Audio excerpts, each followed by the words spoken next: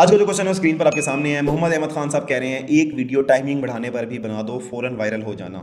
तो let's see कि हम वायरल होते हैं कि नहीं होते, लेकिन खैर टाइमिंग बढ़ाने से उनका मुराद ये है कि सेक्सुअली वो अपना टाइम बढ़ाते हैं और अपनी जो स्टेमिना है वो इंक्रीज कर पाएं। अब जो स्टेमिना इंक्रीज होता है वो इस तरह इंक्रीज होता है कि जब आपको ज्यादा महसूस ना हो रहा हो कुछ। मिसाल के तौर पे अगर आपको महसूस बहुत ज्यादा हो रहा होगा, बहुत सेंसिटाइज होंगे चीज को लेकर, तो आप जल्दी इजैकुलेट कर लेंगे। जैसे आप इजैकुलेट कर लेंगे तो आपको ऑर्गेज़म आ जाएगा, उसके बाद आप कूल डाउन में चले जाएंगे और आपको इरेक्शन नहीं आएगी। तो आपने क्या करना है कि आप सिंपल ये काम कर सकते हैं कि ऐसे कॉन्डम्स मिलते हैं जो कि जिनके ऊपर नंबिंग एजेंट होता है, जो कि सुन कर देते हैं, थोड़ा सा मतलब आपकी फीलिंग कम कर देते हैं आपके पीनस के ऊपर।